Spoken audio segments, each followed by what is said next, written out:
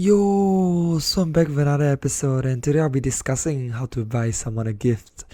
Considering the gifts I've received ranged from assignment books to having the gifts of life, I suppose I'm pretty much an expert on this topic on how to buy someone a gift. A gift is an intricate item that relates to the person how much you value their friendship or relationship in general, and in most cases, it is usually valued under $10.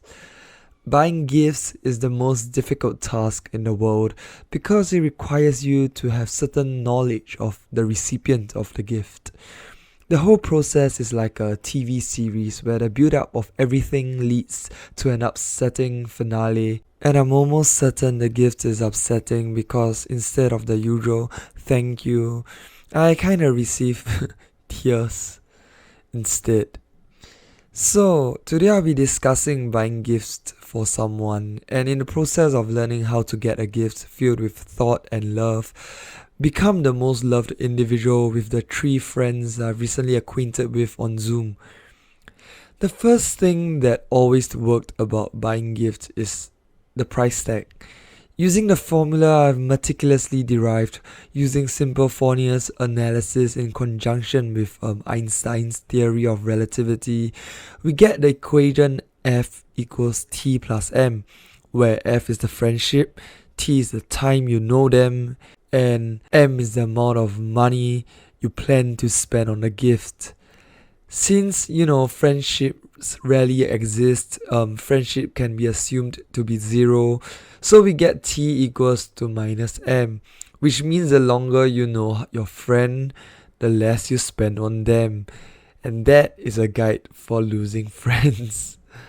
When buying a gift, there are 2 huge considerations. One is your budget, and 2 is how well you know the recipient.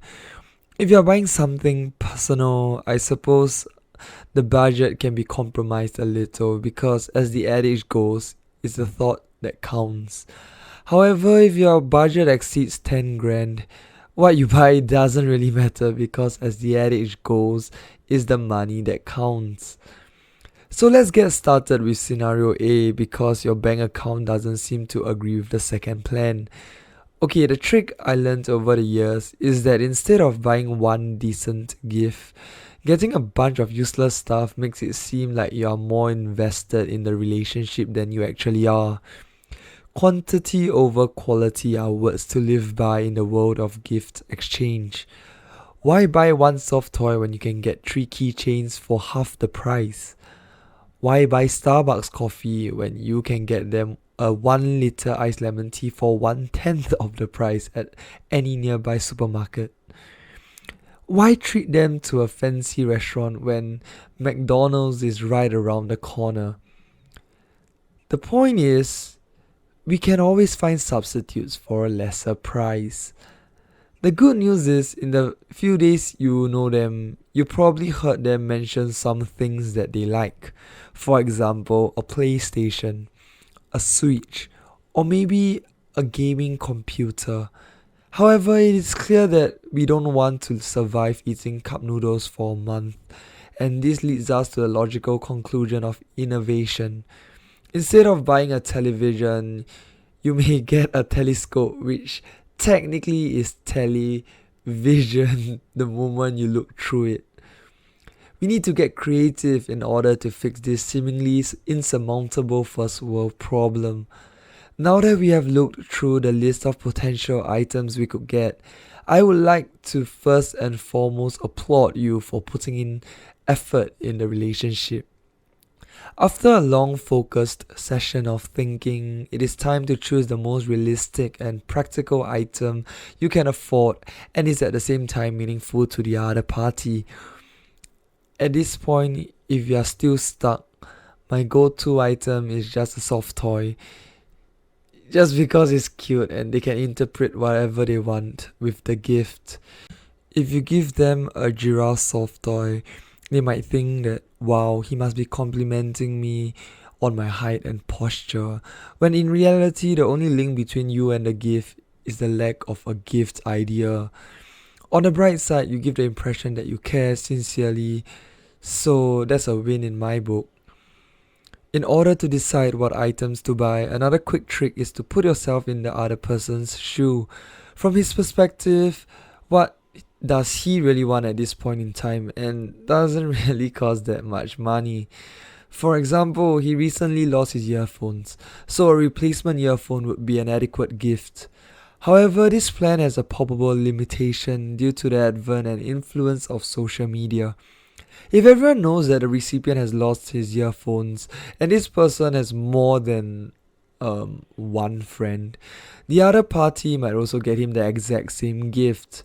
As expressed in the aforementioned point, the gift we are getting isn't the most grand and can certainly never cost beyond a grand. So clearly we can't compete in the long run. We'll be relegated to a position of weakness during the gift opening when the competitors Beats by Dre outshine the ones you got from the nearest grocery mart on the way to his party. Therefore, in order to mitigate such tragedy, we can either 1. Make sure that the item you get is one of a kind, or 2. Get something else. Now that we have established the most basic and fundamental idea of getting a gift and realizing that this is not just about a gift, but a competition between us and the contenders of this friendship. So we have to get good. Next, we can propose something that targets emotions and memories. Maybe this was a long-time friend and you guys experienced many activities together. You know this person longer than a number of years. Princess Peach gets saved by Mario. Hence, you might know what the recipient likes that your other peers may not. For example, he or she may love potato chips, so you get him or her an assortment of chips, having flavors ranging from barbecue to grape.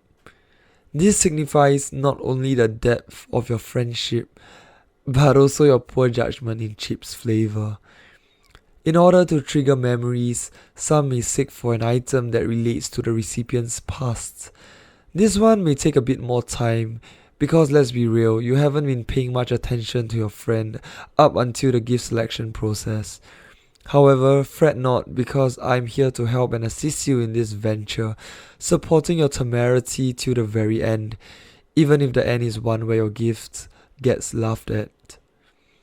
Items that have to do with the distant past shows the other person that you have been paying attention and your friendship is one that has been solidified. A gift is like a silent summary of your friendship.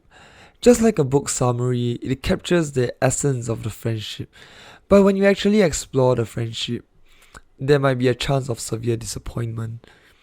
If all else fails, just write the person a letter expressing your appreciation for him or her, and that letter can also be sent by a lawyer.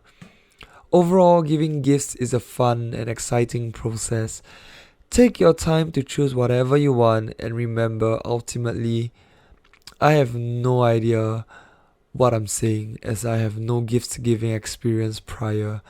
So see y'all next time. Bye bye.